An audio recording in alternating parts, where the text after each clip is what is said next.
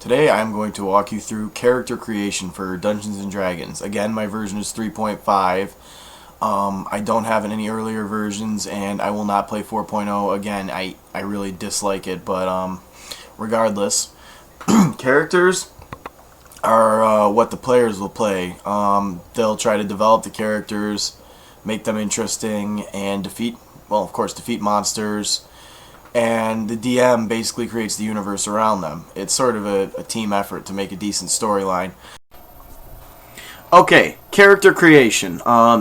These are the dice you're going to use to roll your stats, but first I actually want to talk about race and class. You should always choose your race and class together.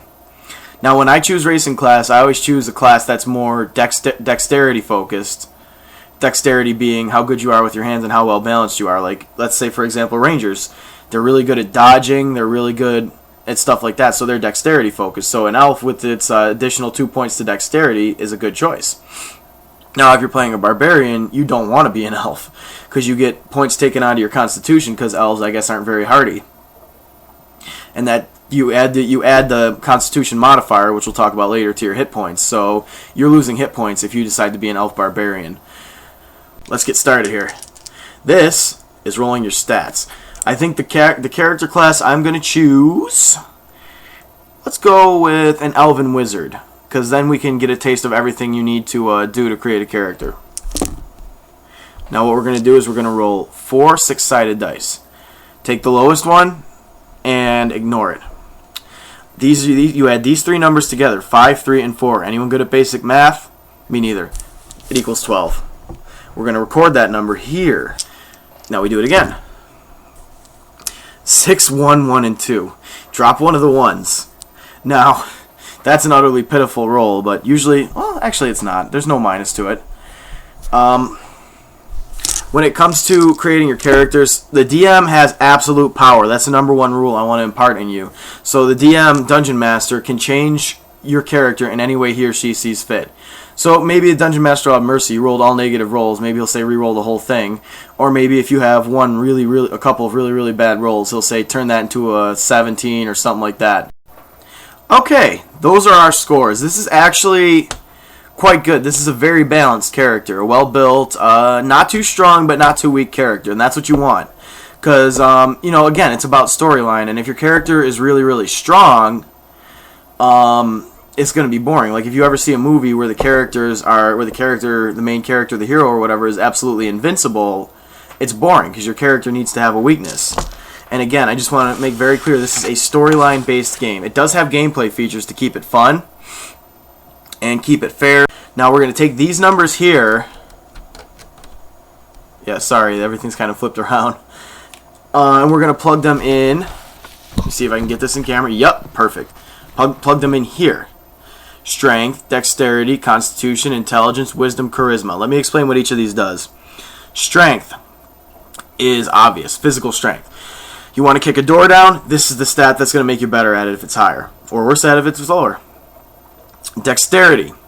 This is how good you are with your hands. Not only that, but it's how good you are with acrobatics.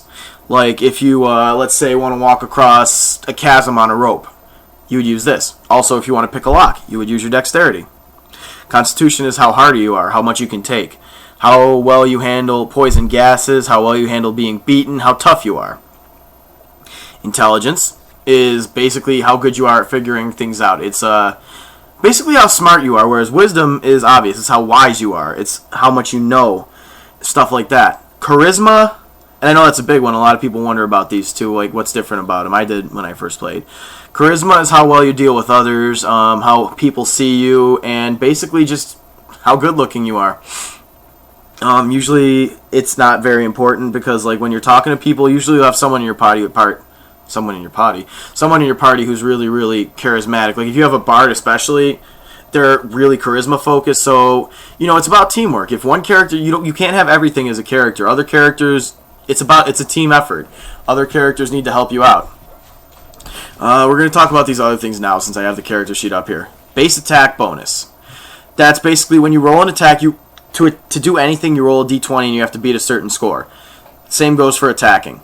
You roll an attack and you get your base attack bonus added to it. As a wizard, you get +0, but you're going to be casting spells, not attacking. This is your weapons. This just shows you any information you might need about your weapons. Hit points, how much damage you can take.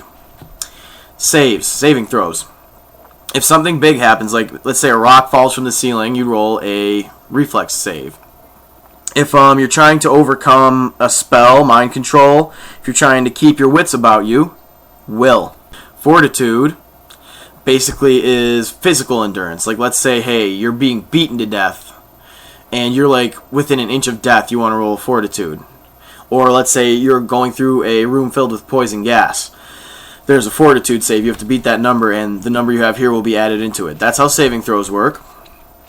Armor class. That's what your enemy needs to roll to hit you, and it's the same thing for you to hit your enemies. They have an armor class too. Touch armor class means what your enemy has to roll just to touch you. Not to pierce your armor, not to swing a knife at you, to touch you. That's used for spells, like for example Acid Orb. You need to touch your opponent and you can douse them in burning acid. I love that attack. Flat-footed armor class is basically if your opponent sneaks up on you, your dexterity is taken out, so you don't have a chance to dodge, but your armor can still stop the blade. This is your armor information. It's very light, so you can barely even see it, but basically what it says here is armor worn, shield carried. Oops, sorry. Max dexterity. That basically means the highest dexterity modifier you can have with that armor. If you're going to play like a ranger or a rogue, you want to stick with light armor because usually it doesn't have a limit to the max dexterity you can have. Shield also takes away at max dexterity, but if you're a rogue or a ranger, you're not even going to have a shield. Well, actually, a ranger can get, if you get the feat 2-weapon fighting and 2-weapon defense, 2-weapon fighting allows you to eliminate most of the penalties for hitting with your offhand, and 2-weapon defense gives you a +2 shield bonus for carrying an additional weapon. Armor check penalty, that's what you get in minuses when you roll a swim check and you're wearing heavy armor. You roll a climb check and you're in heavy armor. Climb and swim are skills. The way skills work is you would do the roll as usual. You need to beat a number with your d20, but you would add in whatever modifier you got from your skill. So basically that is whatever amount of skill points you put into that skill, as well as whatever modifier from here. Basically modifiers with this, smaller numbers correspond to the numbers that you plug into here. I'll show you that in a minute. And you add those to the roll. Special defenses. We're not even going to worry about that right now. That's way far away. And this top part we're going to fill out right now. So I'm going to have to turn it sideways. I'm sorry, I have the camera facing sort of sideways. So I'm just going to have to tell you what I'm doing. Alright, character name. This is somewhat fun. There's some characters' names listed in the book for each race. I stole one from the Drow book. Drow are the opposite of elves. They're elves with dark skin, and they live underground. We'll talk about that later when I talk about some of my D&D stories. But I chose a Drow name for an elven clan called the Duskwalkers, and that is the clan name I've used for every character I've ever created. I built quite a story for them. Again, I'll tell you about that later. You don't have to choose a first and last name. You can just make something up. Let's go with my World of Warcraft character. Don't make any World of Warcraft jokes, please. I'm not obsessed with it. Alebas. Alebas. Anybody who wants to add me, go right ahead. Player's name is... Well, if you can't figure that out, you shouldn't be playing D&D because you're not smart enough. Class and level. Our class is going to be Wizard. And level, some Dungeon Masters will start you at a higher level to make the game a little more interesting. I always start at 1 because it gives you more fun because like you have those beginning challenges and you see your character grow, you know? This is how you're going to write it. Wizard/-1. Wizard is very popular for beginning players because people want to cast spells. Race template. See, this race is elf, obviously. A template is basically certain races will give you a pre-made template and you just copy the information over. Size. Elves, half-elves, humans, anything human size is medium. Half-orcs are the only large you can play, and gnomes and halflings are small. Smalls get a +1 to their armor class, large get a -1, medium get nothing.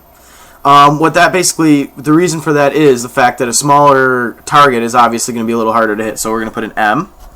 And for gender, we're also going to put an M, because, you know, I'm very manly. Alignment. See, alignment goes as follows.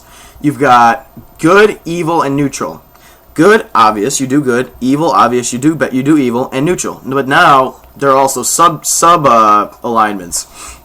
You can be, for example, lawful good, which means you follow the law of the land and you are good. You could be chaotic good, which means that you don't follow anyone's laws but your own, but you're still good. Neutral good basically means you do what is right, whether it's with the law of the land or against the law of the land. Neutral. Neutral basically means you do what benefits you, or benefits you and your allies. True neutral is neutral neutral, means you are the very epitome of neutrality. You just do what seems right to you at the time. Chaotic neutral means you don't follow the law of the land and you just do what you do to benefit yourself. Lawful neutral means you follow the laws of the land, but you might not necessarily like them because you're just doing what you think is right. Evil, it's basically the same. Lawful evil, you're a very bad person, but you follow the law. Chaotic evil, bad people. Basically, they just do whatever they want, what they enjoy. They're the very epitome. Like, for example, let's talk Batman terms. The Joker is chaotic evil. He just goes nuts and does whatever the crap he wants.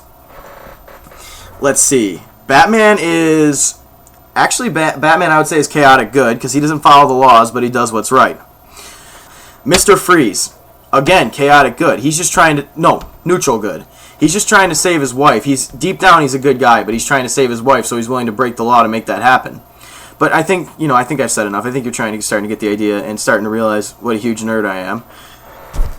So alignment for this character, I'm going to go with neutral good.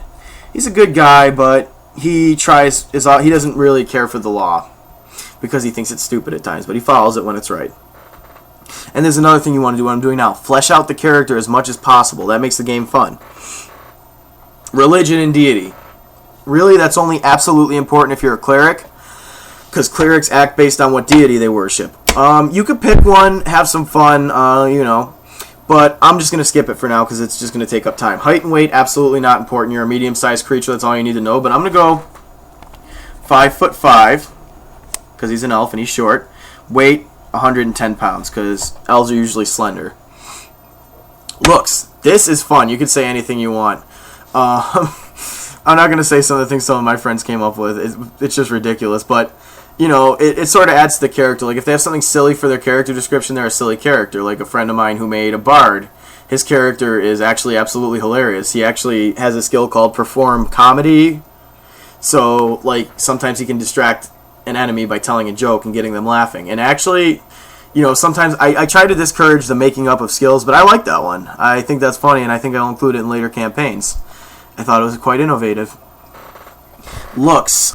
I don't know. It seems like a lot of this stuff is already covered. Yeah, you know what? We're not going to fill that in. We'll flesh that out as we go along. Maybe fill it out at the end.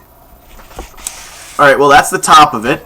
Next thing we're going to do is fill these out. Alright, the reason I got eraser marks is because I made some mistakes here. But right now we're going to transfer these, that's the wire from my camera, into our statistics. Strength, we're going to put it the lowest. That's not a mistake I made. It's going to be a 9, because you don't need strength as a wizard. Basically what strength is, and we're going to do the modifiers at the same time. This is your modifier. The way these work is each score corresponds to a smaller number that gets added to or subtracted from your D20 rolls. D20 again decides everything. You want to kick down a door, you want to attack an enemy, you want to climb a wall, you roll a D20 and see if you beat the number that the DM has pre-recorded for you to do said action. It starts with 10 and 11 are plus 0. 12 and 13 are plus 1. 8 and 9 are minus 1, and it goes up and down like that. So we got minus 1 here. Dexterity is a little bit important, but I'm not going to hold it too high. It's not that important to a wizard because they're not going to be doing that much physical stuff. So we're going to put one of the plus zeros. 10 and 11 is plus 0. Constitution. Now, we do want some Constitution because you don't get much of a hit dice. And not only that, but Constitution also factors into how well you concentrate when you're under fire. You know, how much of a beating you can take. So we're going to... Let's put the 12, another a +1 in there. Intelligence, your absolutely most important statistic. Everything that you do factors into your intelligence. So, your intelligence factors into it. We're going to put intelligence at 16, which is, well, let's figure it out. 10, 11 is plus 0, so 12, 13 is +1, 14, 15 is +2, 16, 17 is +3. Wisdom. I'm going to put my second highest one in wisdom. So we're going to go with a 15. Again, 10, 11 +0, 12, 13 +1, 14, 15 +2. And again, these get added to certain rolls. Like, this gets added to your HP when we figure it out, which we're going to do last because a lot of things are going to go into that. Strength gets factored into strength things like climbing. It goes into your climbing skill. The way skills work are you put points into them, called ranks. You get points at every level. And you also add whatever associated modifier here is. It says it next to the skill. I'll show you a little bit later. We'll talk about skills in a bit. But skills get added to like climbing and swimming. You can have swim as a skill. Charisma is how good looking you are and how well you deal with people. How you talk to people. How, like, when they see you, do they respond well. We are going to put the other 11 in there. 11 is +0. So +0 isn't necessarily bad, but it's not good either. +0 basically means you don't... That looks kind of like a 6. I'm going to make that more clear. Basically means that you just don't lose any points when you do the roll, which means it's just based on your own wit and will of your character. Next thing over is your base attack bonus. That's +0. And that, I'm going to show you how we found that. That is in the chart under the class description in the book. Here are everything you need to know. Here are everything you need to know. I'm having a dumb day. Base attack bonus is +0. We copy that over. Basically, base attack bonus is yet another modifier that gets added to your rolls. If you're hitting your opponent, that gets added to it. Like, let's say you slash at them with a sword. If you're a fighter, they get a +1. They get +1 to the roll, as well as anything else. Like, if you have weapon finesse, your dexterity instead of your strength gets added to the damage. But you're not going to be using weapons, so you don't really need that. That's not till later anyway. Saves. These are your base saves. Armor class. It's 10. This is what your opponent needs to hit you, basically. They roll a d20, as like I said, as everything is decided. That's why it's called the d20 system. This says armor bonus here. I know it's blurry. It's +0 because a wizard doesn't wear armor. If you wear armor, you start to get minuses to your arcane spell failure. And since wizards only cast arcane spells, you don't want to fail your spells. That's the only advantage you have, because you're very squishy. Shield bonus, you're never going to carry a shield. Dexterity modifier, we got a +0. So we are right now, as it stands, at the base armor class. This is bad if something gets close to us, but you can get spells like mage armor, which adds points to your armor class and stuff like that. Again, everything you do as a wizard, everything you see here, the squishiness, it can be circumvented by spells. And that's what you are. You are a spellcaster. Be proud of that. Touch AC is your armor class with your with the armor bonus taken out, because all it is what they need to touch you. Armor doesn't really matter. The reason dexterity is still in there is because you can dodge still. So our touch AC is going to be 10. Flat-footed is minus your dex modifier because they're sneaking up on you and you don't have a chance to dodge. It's 10 too because that's our modifier. We're going to have to work on that because that's awful. But again, you have spells and feats that can help you out. Or yeah, actually, while you're creating your character, some DMs will allow you to switch things around a bit. I am actually going to switch dexterity for constitution, because later on we're going to make up for the extra hit points in feats. So what we're going to do is we're going to switch dexterity to +1 and constitution to +0. Again, that affects everything. So the base save is still +0. Wait, what did I? Oh, I made another mistake here. I'm sorry. I'm glad we caught this. It's going to be +1. So our reflex save is going to be 1. You guys probably caught that before I did. I apologize. And our armor class is going to change to 11. And our touch AC is going to change to what, everybody? 11. Correct. This is down here. It says armor worn. These are just armor sets. They're not important to you, but I'll explain to you what armor does in case you decide to make a different class. If you have a book, it should be easy. And if you make a request, like if you want to know how to make a specific class, send me a message or put up a comment, and I'll do it. I've got a lot of free time right now.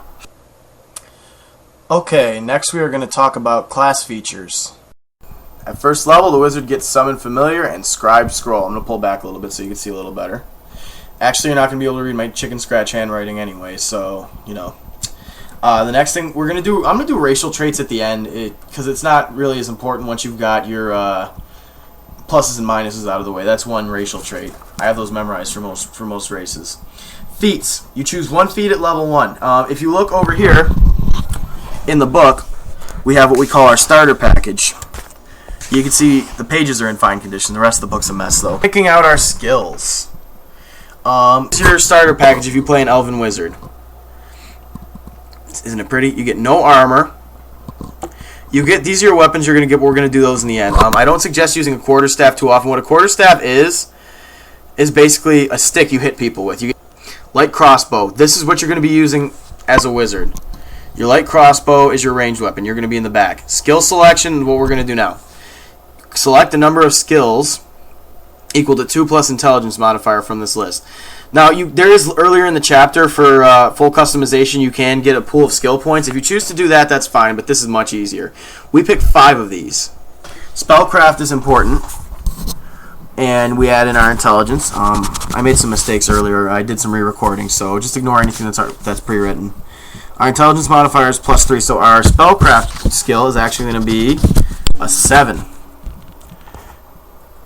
I know you can't see that. I apologize. So basically, that 7 gets added to certain scores. Like, let's say you want to roll a spellcraft check, which is basically copying a spell over, learning a new spell, creating a spell. You would roll.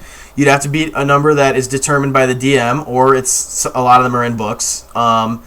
So if you rolled, let's say a d20, you roll a 10, you got a 17 right there, because you add that number to it. I'm just trying to make this as clear as possible because a lot of people don't understand how the game works, and it is kind of confusing at first, but once you get to know it, it's very, very easy. So yeah, we picked 4 more. Next one we're going to pick is concentration, because that's basically going to help you if you're being attacked and you're trying to cast a spell and you need a round to cast a spell. Concentration is going to add to whatever roll you need. The DM knows what you need to roll, but you would add this to whatever you roll, and it's a huge help. That's Constitution, which is still a +0. So that's going to be a 4. It's not great, but it helps. The next thing we're going to do, let's do Knowledge Arcana is also very important. See, on this revised character sheet, you see there's different knowledges. On the original character sheet, there's just lines, and you write whatever is there. And I know you can't see this, and I do apologize for that. But the very top one is Knowledge Arcana. So what we're going to do is we're going to fill that in. And we're going to put in whatever we need. That's your intelligence. And that's our highest score. So we got 4, 3, we got a 7. Knowledge Arcana, basically, if you see a magical item, you do a roll, and the DM would again have a number. And if you beat his number, you know everything you know about the item. Now, certain rolls, actually, no, I'm wrong. For knowledge, there's a chart in the Dungeon Master's Guide. If based on different difficulties, you need to roll a certain amount to see what you know about something. And if you, depending what you roll, the DM will tell you different things about whatever you just saw. Next thing is Decipher Script. We're on 3, so we get 2 more skills. Decipher Script is nice. Basically, and it's intelligence based, so we're going to get a nice little amount for it. What Decipher Script does, it allows you to read maybe arcane scrolls or, stuff like that. Depending on what you roll, you can read more and more of it. A failed roll, you know nothing about it. Again, when it comes to rolls, I don't know if I mentioned this already, a 1 is an automatic fail and a 20 is an automatic pass, no matter what the numbers are. Even if your modifier gets you up to like 50 or 60, if you roll a 1, you failed. And our last skill we're going to pick. You can do Hide. Actually, you know what? It's rare that a wizard would need to hide because his friend should be protecting him. But we are going to give him a Hide, just in case. Hide. They're in alphabetical order, so you should be able to find them. Fill in the Hide.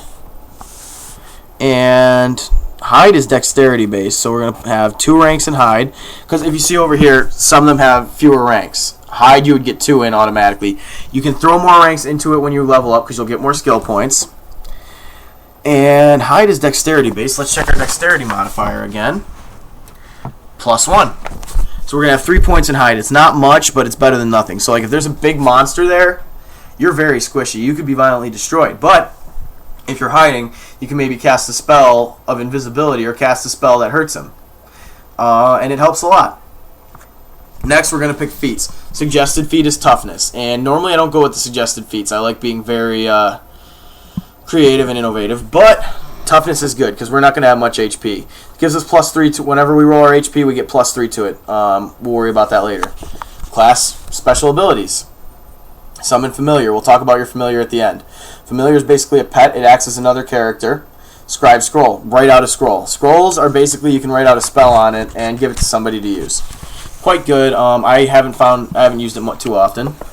Languages. Base languages are Elven and Common. Common is basically English. You get to choose 3 more. You get to choose an amount of languages equal to your intelligence modifier. We're going to choose Draconic.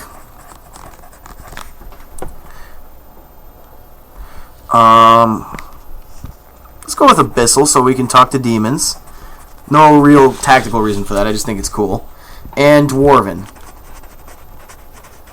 Because, you want to be able to talk to anyone who you know is a dwarf. And again, we just did skills. I forgot to mention synergies. I apologize. You get +2 ranks if you have a certain other skill. For example, you see Bluff. I'm going to pull this back. I know you can't really read this. I'm going to redo what it says. Bluff. If you have Diplomacy, Intimidate, and Sleight of Hand checks, if you have Bluff, Diplomacy, Intimidate, and Sleight of Hand checks, and Disguise checks, you get a +2 bonus to it. That's what it says up here. And so on and so forth. Handle Animal, if you have Ride, Handle Animal adds +2 to it, and Wild Empathy gives +2.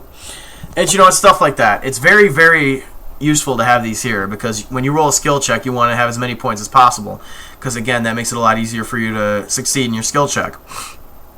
Next thing we're going to talk about the Wizard Spellbook. Different casters get get their spells in different ways.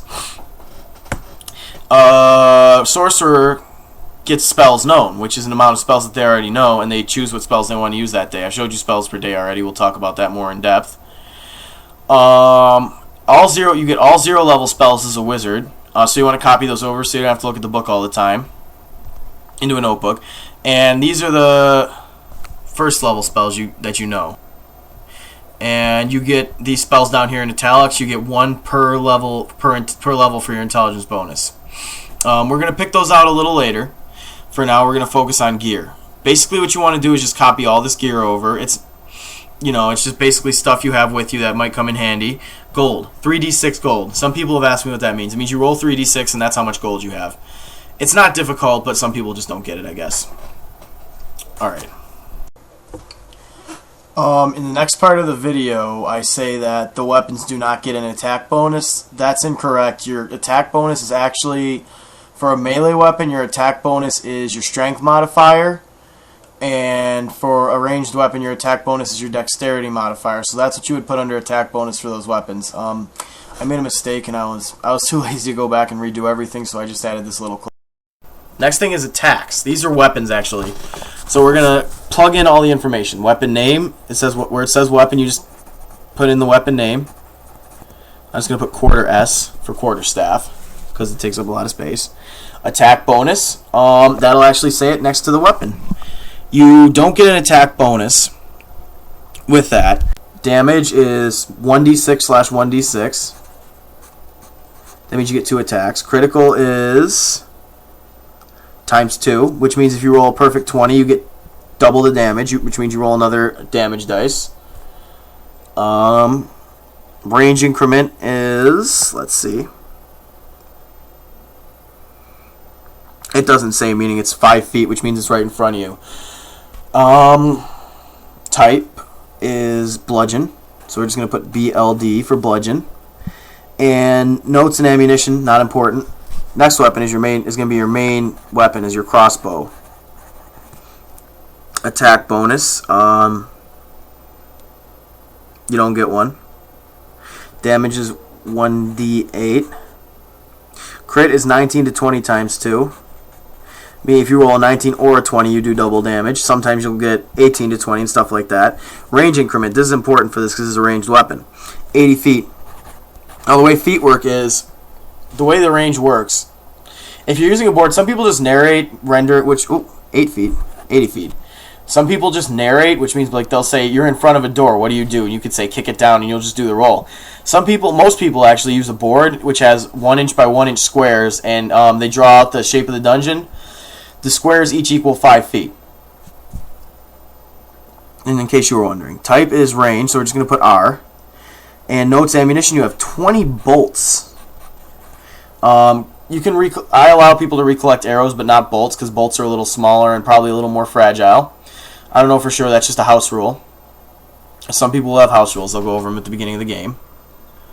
Grapple modifier, most of the time actually I don't even fill this in for a wizard, because you're never going to use it, but it couldn't hurt. 0, -1. So you get actually a -1 on your grapple. So if you try to hold somebody, you better roll pretty good. Speed, your base speed is 30 feet. Initiative modifier is, I believe, your dexterity modifier. Don't quote me on that. I'll double check it later. Hit points. Let's do that now. What you do to figure out your hit points is you take your hit dice, which as a wizard is a 4-sided dice, aka a D4. We played a huge game. I played a huge game at my school yesterday, and I think I lost some of my dice. Okay, well, that's a good roll. I just dropped it. We're going to count that. That's a 3. That's not horrible. And we add in our Constitution modifier, which is +0. But we have Toughness. So we actually have 6 hit points at level 1. I always put a line underneath it to show this is the maximum, and this is area to figure out what you have. Alright, and we're almost done here, actually. The next thing we're going to do is pick out your spells. And I'll show you how to navigate to the spell pages right now. And then we're going to do the familiar. Arcane spells. Now, there's a section here that says preparing wizard spells. I'm going to tell you what that is right now, actually. I'm not going to bother reading it because you probably won't understand a lot of it. To prepare spells, it goes over basically everything a wizard does. This is really more story stuff. Like, just interesting stuff that your character goes through. Basically, you prepare your spells before a day. You write them down before you go out on any adventures, before you start your daily adventures. Any session, you would write down the spells per day. Choose the spells you want. Basically, because a wizard has to meditate to cast his spells. Whereas a sorcerer can just cast right out of his book. But wizards later on get more powerful spells. And they get advantages like if you select a school, which we didn't do. We'll talk about that when we select our spells. But you basically have to prepare your spells. You choose your spells a day ahead of time. You want to read this. It's very interesting, actually. It's really more story stuff. It's not about gameplay mechanic, but it's actually very interesting. I'm not going to read it to you. You know, stop being cheap. Buy the book. Writing a new spell into the spell book. The process takes 24 hours, so if you find a new spell, you cannot put it right into your spell book and use it. You can use it next session. That's my general rule. Space in a spell book. A second level spell takes 2 pages. A 5th level spell takes 5 pages, and so on and so forth. Even a 0 level spell, a cantrip, takes 1 page. A spell book has 100 pages. Now you want to keep that in mind. If most DMs, a good DM goes by the rules, so you can hold however many pages you have. Like a 5th level spell takes 5 pages, and you definitely do want to be careful with that.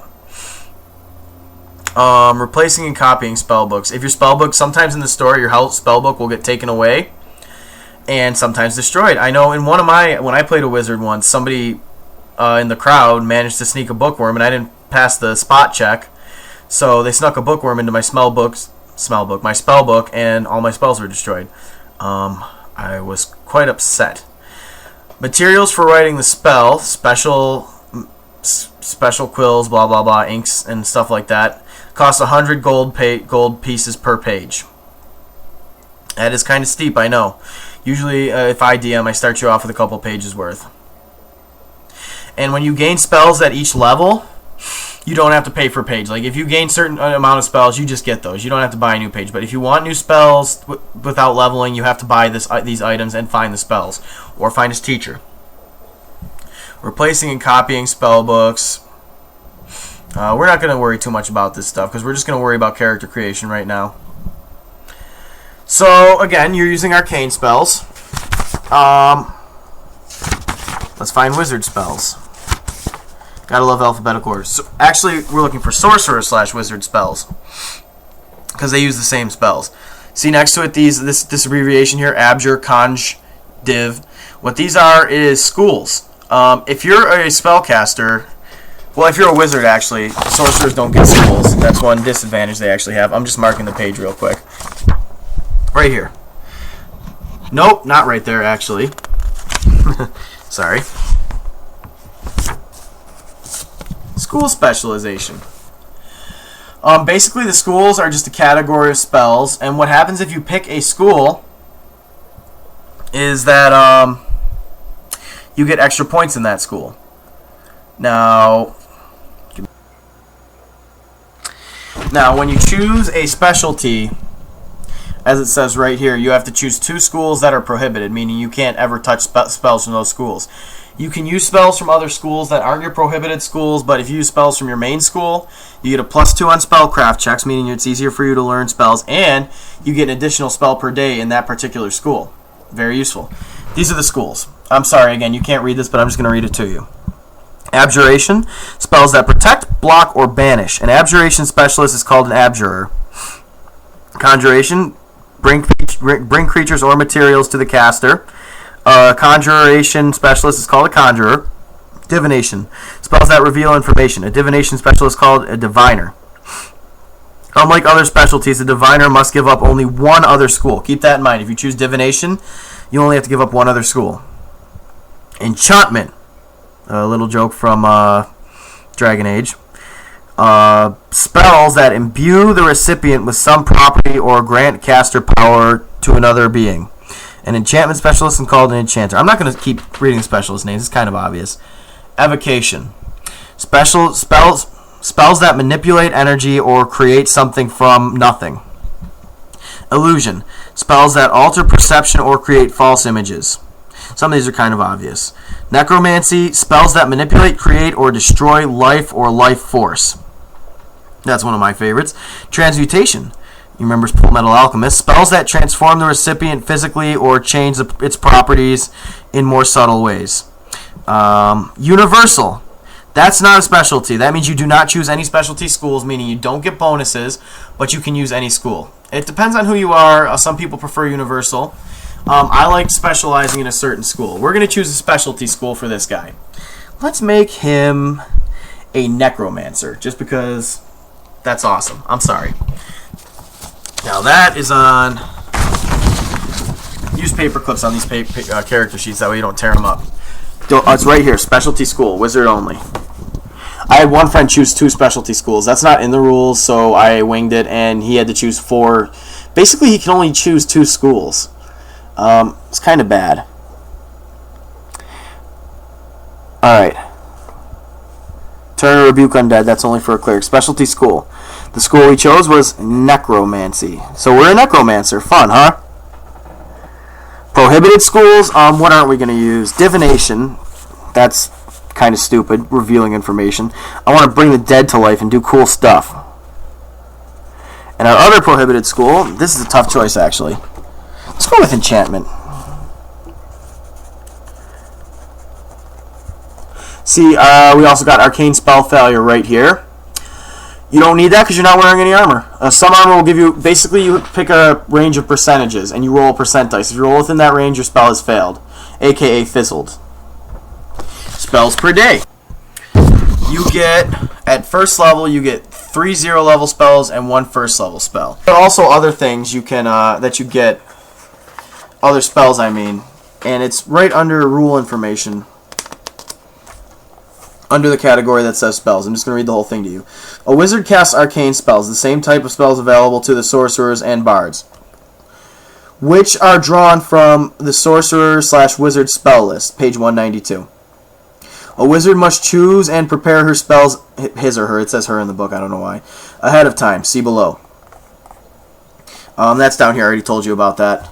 To learn, prepare, or cast a spell, the wizard must have an intelligence score equal to, remember this, 10 plus spell level.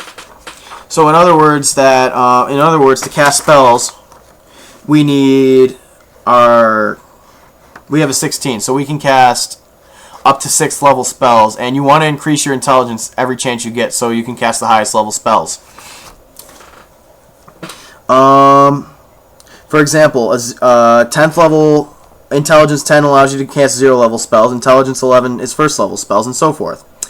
The difficulty class for a saving throw against a wizard spell is 10 plus the spell level plus the wizard's intelligence modifier. Spells per day. You get 3 0-level spells plus your intelligence modifier, so you'll actually get 6 0-level spells, and 1st level spells you get 1, but we get 4 because we're an awesome wizard because we have a good intelligence modifier. Bonus spells. You get 1 spell in your specialty class per day in addition, so you get 1 additional necromancy spell and 1 additional necromancy spell at level 1. So that's it for spells. Next thing we have to do is actually choose our spells.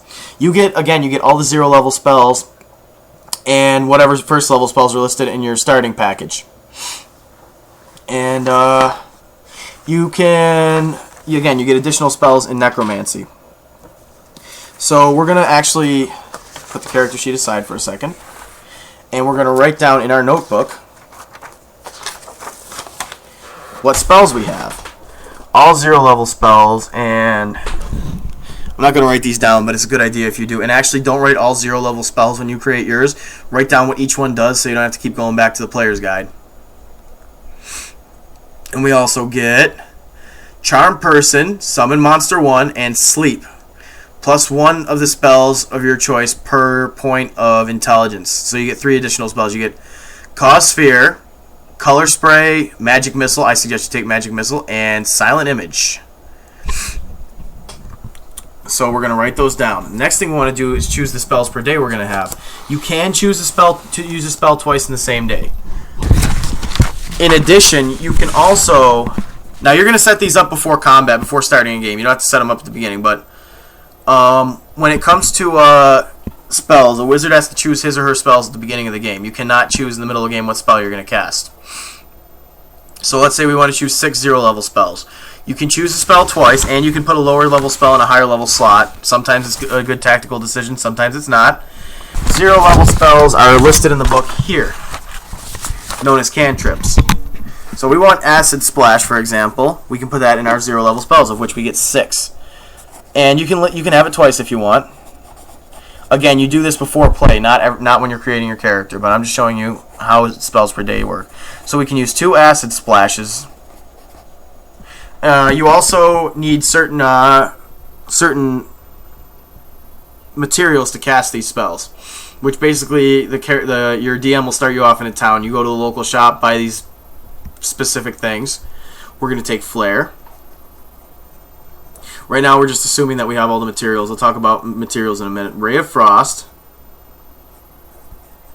And you also want to make sure that these are not under your prohibited spell categories. I'm sorry. You want to make sure these aren't under your prohibited spell categories, which for us are Divination and Enchantment. Did I already use? No, I did not use Divination.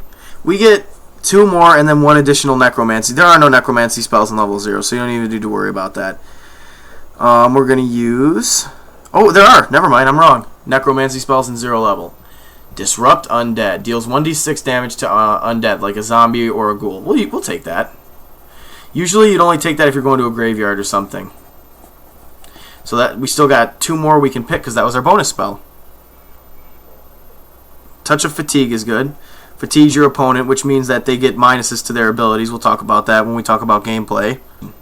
Prestidigitation.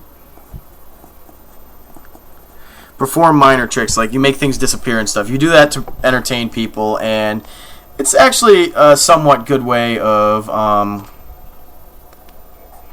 making a little money. If you roll well, maybe your DM will throw you a couple of bucks. We're going to take Summon Monster 1.